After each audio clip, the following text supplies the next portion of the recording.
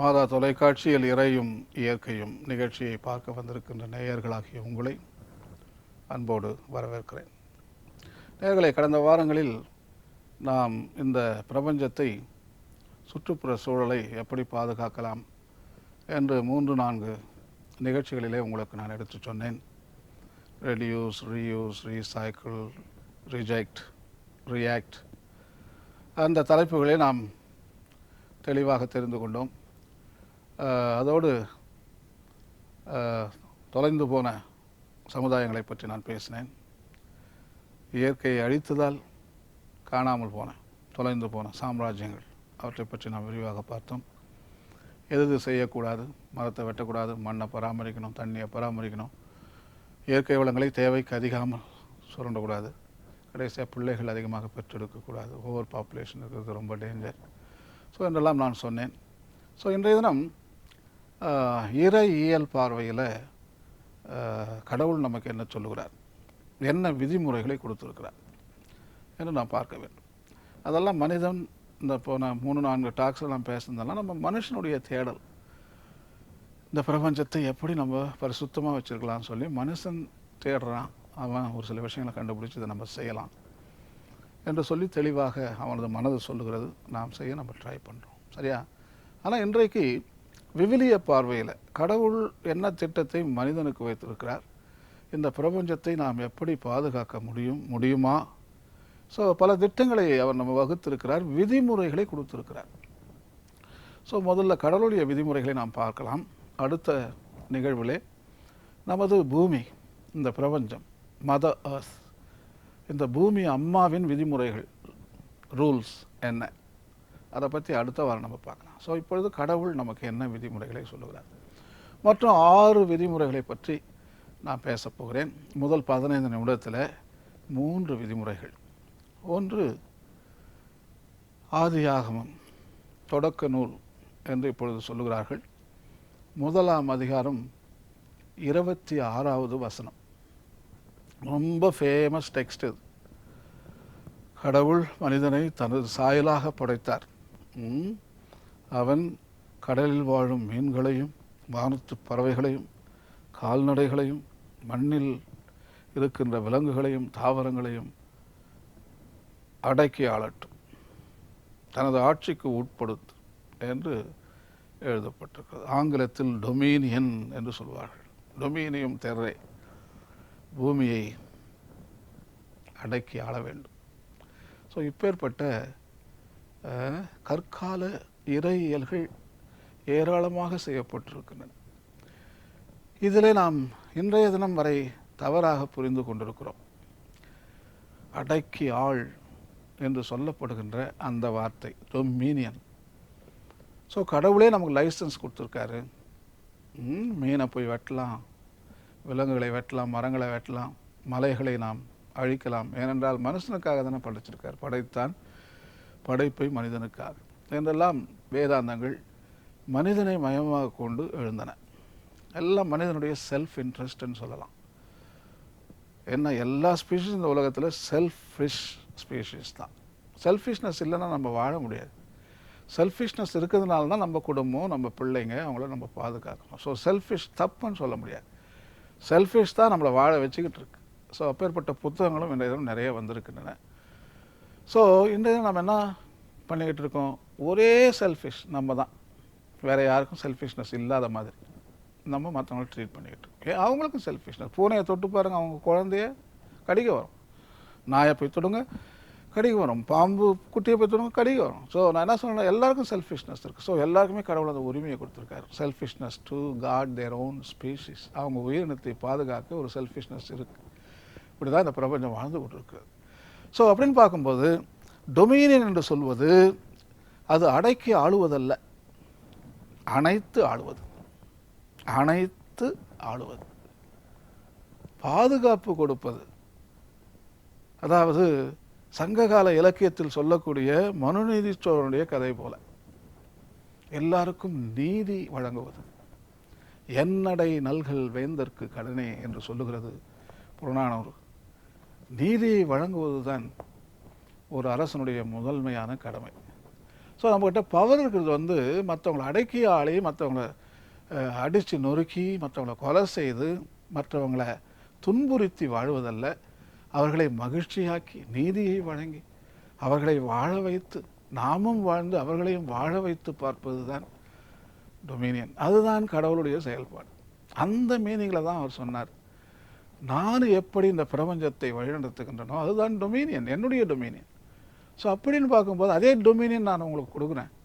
So you also should govern the whole universe. இந்த பிரபஞ்சத்தையே நீ பாதுகாத்து வழிநடத்த வேண்டும் என்று அந்த டொமினியன் நமக்கு சொல்லுகிறது. ஸோ பழைய இன்டர்பிரிட்டேஷன், பழைய இறையியல்கள் முக்கால்வாசி மனிதனை செல்ஃப் இன்ட்ரெஸ்டில் வச்சு நம்ம பண்ண இறையியல்கள் தான்.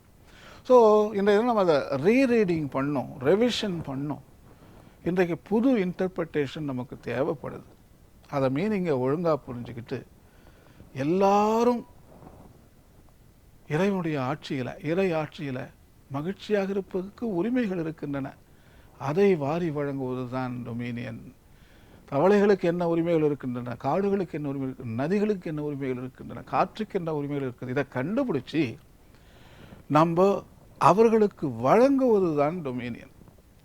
ஸோ யார் யாருக்கு நீதி தேவையோ அவர்களுக்கு நாம் கொடுக்க வேண்டும், மகிழ்ச்சி கொடுக்க வேண்டும், அரவணைப்பு கொடுக்க வேண்டும். இன்றைய தினம் அச்சுறுத்துகின்ற நிலையில் இருக்கக்கூடிய தாவரங்களுக்கும் விலங்குகளுக்கும் நாம் வாழ்வு கொடுக்க வேண்டும். அதுதான் டொமினியன்.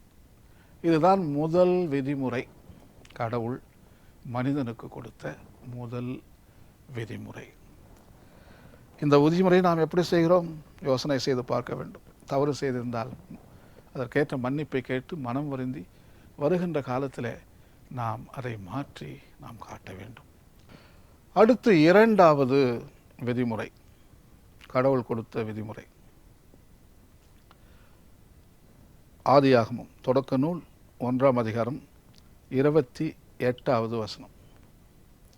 பருகி பெருகுங்கள், நிறைய பிள்ளைகளை பெற்றெடுத்துங்க, ப்ரொடியூஸ் பண்ணிக்கிட்டே இருங்க. வாட் இஸ் லைஃப் என்ற கேள்வியை கேட்டு அதற்கு பதில் சொல்ல வேண்டும் என்றால் எல்லா டிக்ஷனரிலையும் இதான் எழுதியிருப்பாங்க. Life is defined by 3 words: consumption, reproduction, adaptation. இதுதான் 3 வார்த்தை. இது 3 வச்சு தான் லைஃப் போய்கிட்டு இருக்கு. இன் அதர் வேர்ட்ஸ், லைஃப்னா சாப்பிடுவாங்க, புள்ள பெற்றுக்குவாங்க, தகவு அமைத்து கொள்வார்கள், எஸ்கேப். இந்த ஊரில் தண்ணி இல்லைன்னா இன்னொரு ஊருக்கு போயிட்டு தண்ணீர் இடத்துல குடியேறிடுவாங்க, தகவு அமைத்து கொள்ளல், அடாப்டேஷன். ஸோ இந்த 3 வார்த்தைகள் தான், இந்த 3 வார்த்தை தான் லைஃபுக்கு ஃபிட் ஆகுது. ஸோ இன்றைக்கு அது 2வது முக்கியமான விஷயம். கட்டாயம் பிள்ளைகளை பெற்றெடுக்க வேண்டும். பிள்ளைகள் பெற்றெடுக்கலைன்னா சமுதாயம் வாழ முடியாது. இப்பொழுது நமது சமுதாயத்தில் 2.5% ரேட் இருக்குது, பர்த் ரேட். ஸோ நம்மளது அழியாது, எப்பவுமே இருக்கும். ஆனால் அமெரிக்காவிலையும் யூரோப்பாவிலையும் ஏறக்குறைய 1.45% தான் வந்திருக்கு பர்த் ரேட். தட் மீன்ஸ் ஒரு பிள்ளை தான், 1.5 பிள்ளை நினைக்கும். ஸோ அப்பேற்பட்ட சமுதாயங்கள் சஸ்டைனபிள் கிடையாது. ஒரு 15-20 இயர்ஸில் அவங்க கொலாப்ஸ் ஆகிடுவாங்க, தொலைந்து போய்விடுவாங்க, காணாமல் போய்விடுவாங்க. ஸோ அதனால்தான் விவிலியமும் மற்ற மதங்களில் இருக்கக்கூடிய ஹோலி ஸ்கிரிப்சர்ஸும் பிள்ளைகளை பெற்றெடுக்கிட்டே இருக்கணும்னு சொல்லுவாங்க. பைபிள் அழகாக சொல்லும், கடற்கரை மணல் போல, வானத்து நட்சத்திரங்களை போல அபிரகாமுக்கு உனது சந்ததிகளை நான் பெருக்குவேன் என்று பழைய ஏற்பாட்டில் நாம் வாசிக்கிறோம். ஸோ கடவுளும் மனிதன் ஜீன்ஸை கொடுக்க வேண்டும். பிள்ளை பெறுவது ஒரு ஆன்மீகம் என்றே சொல்லலாம். ஸோ அப்பேற்பட்ட படைப்பு தொழிலில் கடவுள் டைரெக்டாக அவருடைய படைப்பு தொழிலை நமக்கு கொடுத்து நேராக நீங்கள் செய்யுங்கன்னு சொல்லியிருக்கார். இதுதான் பெஸ்ட்டு பவர்.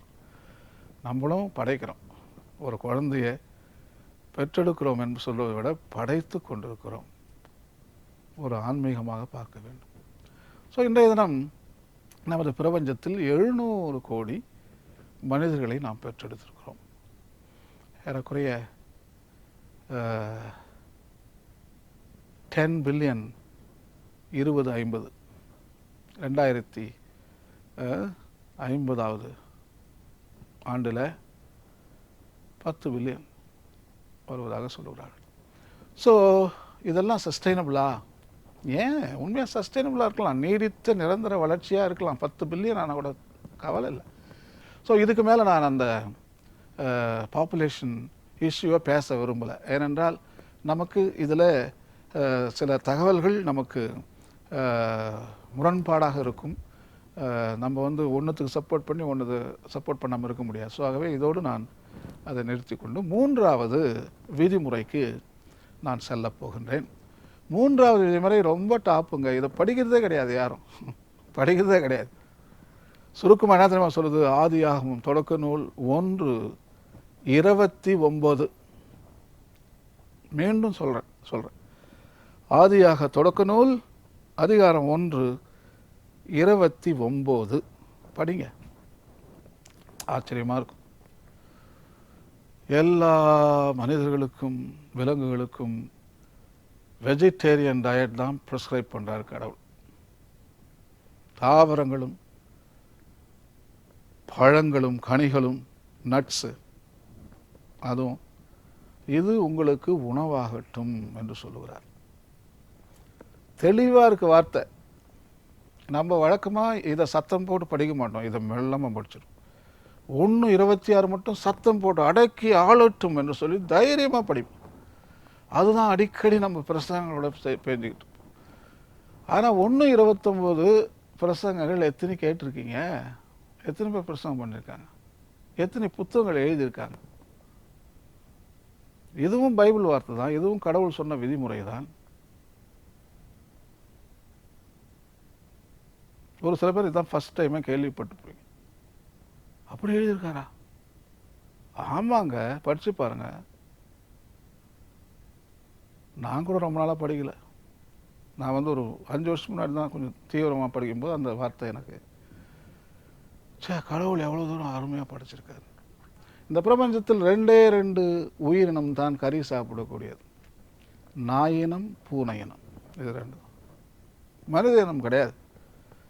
நம்ம கறி சாப்பிட்றவங்கள பாலூட்டிகள் எல்லாமே காய்கறி தின்பவை, எல்லாமே வெஜிடேரியன் தான். சரி, எப்படி நம்ம இந்த நிலவரத்தை தள்ளப்பட்டோம்?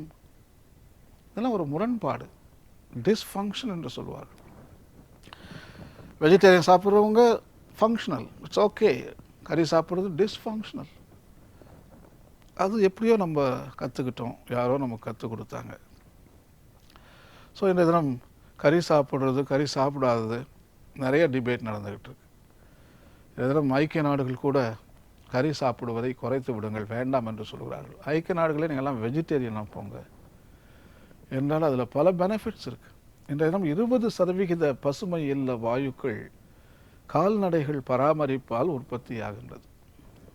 5% விட்டுலாம், 10% விட்டுலாம், 20%ங்க நான் வெஜிடேரியன் ஹேபிட்டால் இன்றைய தினம் சுற்றுப்புற சூழல் கெட்டுக்கொண்டிருக்கு. Methane case. ஸோ கடவுள் திட்டவட்டமாக ஞானத்தோடு சொல்லியிருக்கிறார், உங்கள் அனைவருக்குமே வெஜிடேரியன் டயட் தான். விஞ்ஞான ஆய்வுகள் நமக்கு சொல்லுகின்றன, தெளிவாக சொல்லுகின்றன. விஞ்ஞானம் கறி சாப்பிடுபவர்கள் இப்படி இருப்பார்கள், கறி சாப்பிடாத காய்கறி திண்டிகள் இப்படி இருப்பார்கள். Psychological, physically, spiritually. வெஜிடேரியன் டயட்டில் ஸ்பிரிச்சுவல் பெனிஃபிட்ஸ் இருக்குது, ஃபிசிக்கல் பெனிஃபிட்ஸ் இருக்குது, என்வாயன்மெண்டல் பெனிஃபிட்ஸ் இருக்குது, ஹிஸ்டாரிக்கல் பெனிஃபிட்ஸ் இருக்குது, ஸோ மெனி எத்திக்கல் பெனிஃபிட்ஸ் இருக்குது. பாருங்கள் எத்தனை பெனிஃபிட்ஸ் இருக்குது. கம்பேஷன், ஜெயின மதம் அழகாக சொல்வார்கள், ஜீவதயா, இரக்கம் காட்ட வேண்டும். ஸோ ஞானத்தோடு நாம் செயல்பட வேண்டும். ஸோ 3வது விதிமுறை அழகாக நமக்கு சொல்லுகிறது வெஜிடேரியன் டயட். ஸோ 3 பார்த்துட்டோம் கடவுள் கொடுத்த விதிமுறைகள். அடக்கி அவர்களை அன்பு செய்து அனைத்து நீங்கள் ஆட்சி செய்யுங்கள். 2வது பருகி பெருகுங்கள். 3வது கட்டாயம் வெஜிடேரியன் டயட்டை நீங்கள் சாப்பிடுங்க. இப்பொழுது 4வது விதிமுறை, கடவுள் ஆதியாகமம் அதிகாரம் 2 வசனம் 15.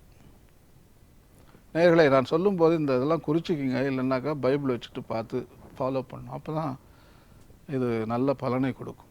குறிச்சிங்க. ஸோ ஆதியாகமம் தொடக்க நூல் அதிகாரம் 2 15 வசனம் தெளிவாக சொல்லுவது, கடவுள் மனிதனை உருவாக்கி ஏதேன், கார்டன் ஆஃப் ஈடன், அந்த தோட்டத்தில் குடி அமர்த்துகிறார்.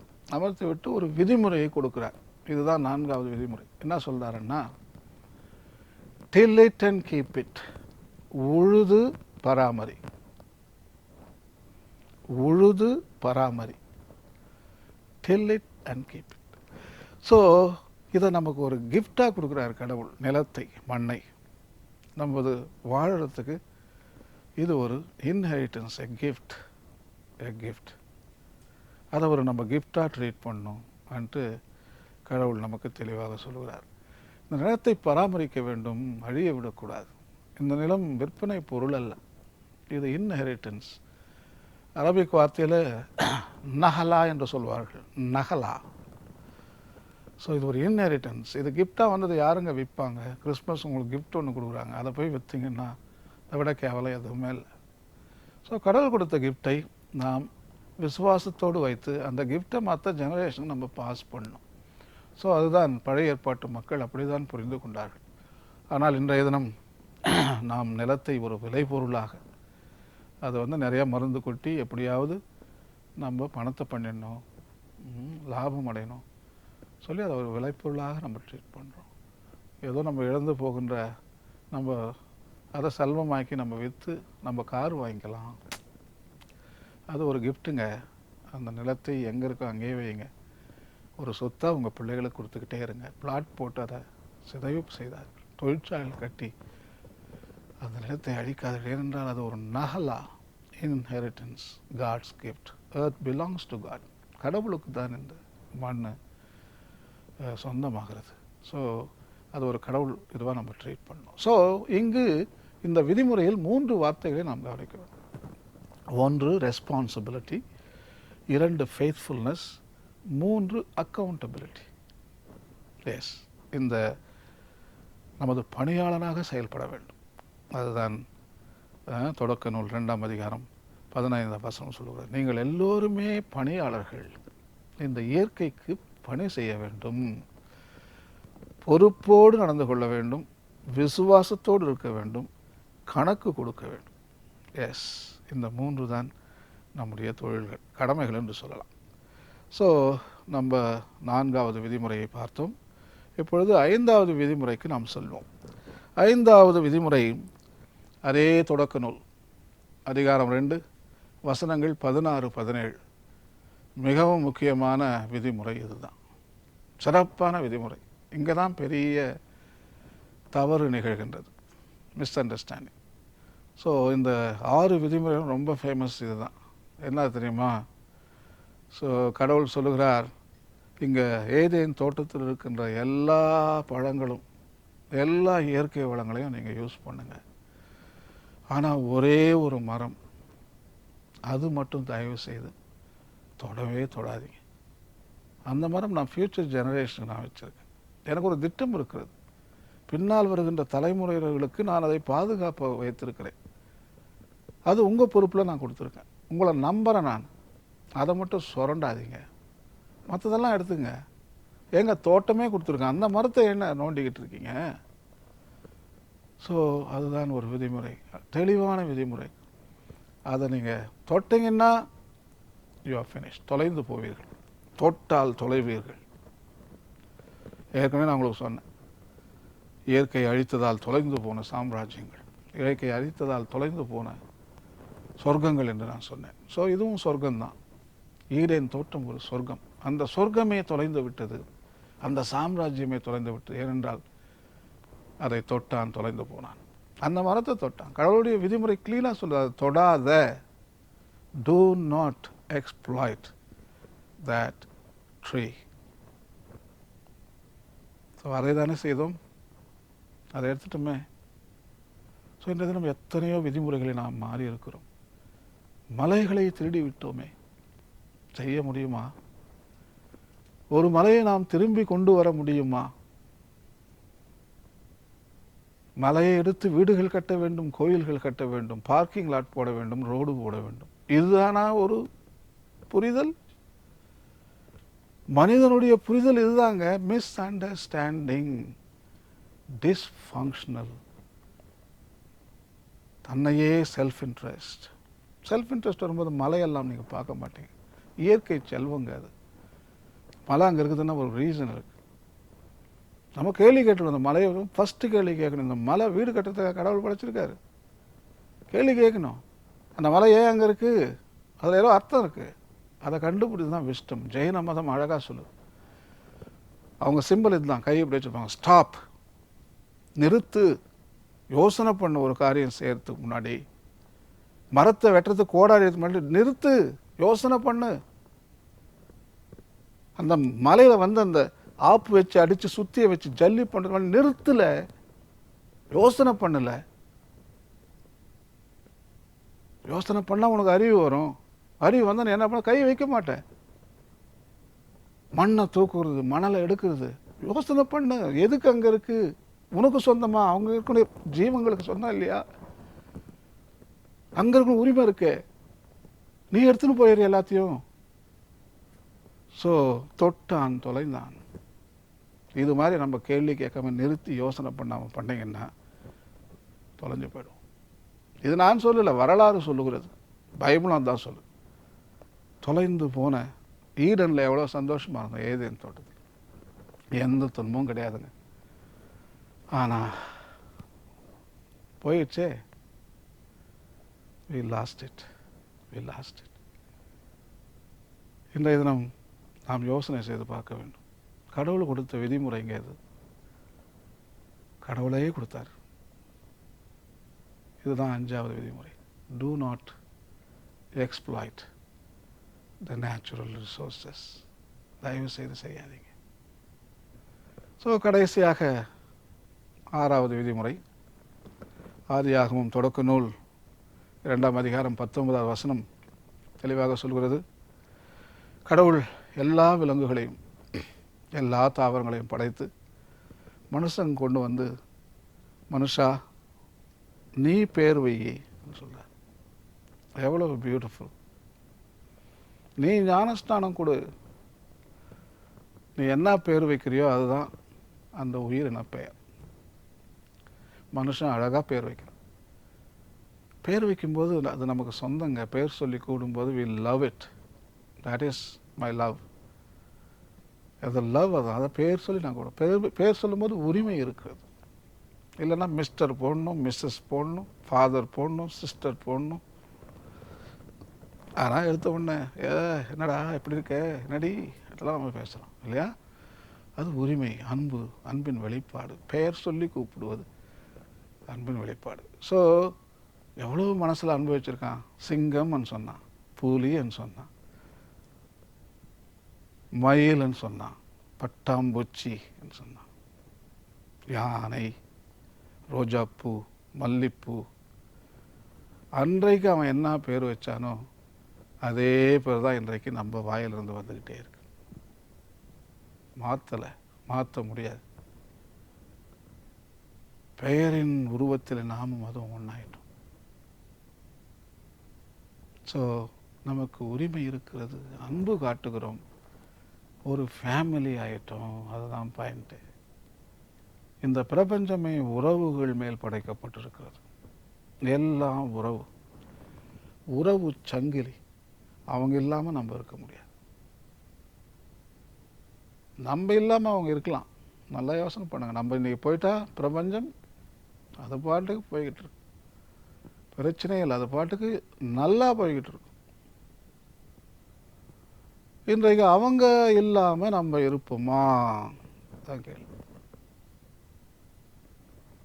நம்ம இல்லாமல் அவங்க இருப்பாங்க, ஆனால் அவங்க இல்லாமல் நம்ம இருப்போமா? அதுதான் இந்த 6வது விதிமுறை நமக்கு எடுத்து சொல்லுகிறது. அனைவரும் web of life, we are all one, single family. ஆங்கிலத்தில் கின்ஷிப் என்று சொல்வார்கள். நம்ம எல்லாரும் கூட பிறந்தவர்கள். அண்ணன் அக்கா உரிமை ஆகிறது. நான் அடிக்கடி உங்களுக்கு சொல்வது போல பிரான்சிஸ் அசிசியார் அதை ஒரு உறவாக பார்த்தார். Relational inclusion. அண்ணன் சூரியனே, அக்கா நிலவே, அண்ணன் காற்றே, அக்கா நீரே, அக்கா மண்ணே, அம்மா பூமியே, அண்ணன் ஓனாயே, அக்கா ஆடே, கடைசியாக அண்ணன் சாவே, அக்கா சாவே என்று சொன்னார். அக்கா சாவே. அண்ணன் நெருப்பே என்று சொன்னார். அண்ணன் நெருப்பே, பிரதர் ஃபயர், சிஸ்டர் டெத். எல்லாமே ஒரு குடும்பத்தில் பிறந்த பிள்ளைகளாக நாம் பார்க்கிறோம். அதுதான் விவிலியத்தில் நாம் பார்க்கிறோம் 6வது விதிமுறையாக.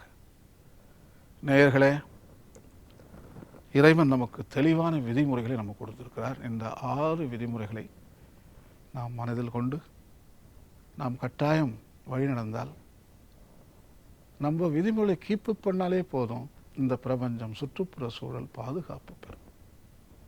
நம்ம எய்மே இந்த சுற்றுப்புறலை பாதுகாக்க வேண்டும். என்னென்னவோ செஞ்சுக்கிட்டு இருக்கோம். இந்த 6 ரூலை நம்மளாலே போதுமே. இந்த 6 ரூல் கடவுள் கொடுத்த விதிமுறைகள். இதை மனசில் போட்டு சிந்தனை செய்து, தியானம் செய்து, இதை நம்ம வாழ்வில் பின்பற்றினாலே போதுமே, இந்த பிரபஞ்சத்தை நம்ம ஈஸியாக பாதுகாத்துடலாம். ஸோ இதுதான் ஒரு இறையியல் பார்வையில் இறைவன் மனிதனுக்கு வைத்திருக்கக்கூடிய திட்டம் என்று நாம் சொல்லலாம். ஸோ அதைத்தான் நாம் இப்பொழுது ஆராய்ச்சி செய்து பார்த்தோம். அடுத்த வாரம் நாம் வருகின்ற பொழுது உங்களுக்கு நான் இயற்கை நமக்கு ஒரு சில விதிமுறைகளை வைத்திருக்கிறது. அது என்ன விதிமுறைகள் என்று நாம் விரிவாக பார்ப்போம். ஏனென்றால் விதிமுறைகளோடு இந்த விளையாட்டு, வாழ்வு என்கின்ற விளையாட்டு இருக்க வேண்டும். ஃபவுல் பிளே இருக்கக்கூடாது. ஃபவுல் பிளே கிடையாது. விதிமுறைகளை மீறக்கூடாது. மீறினோம்னா ஏமாத்துற கேம்ன்ட்டு அர்த்தம். அது ரெட் கார்டு, சிகப்பு அட்டை வாங்கியிருக்கோம் நம்ம மனிதன். எல்லாத்துலேயும் ஃபவுல் பிளே.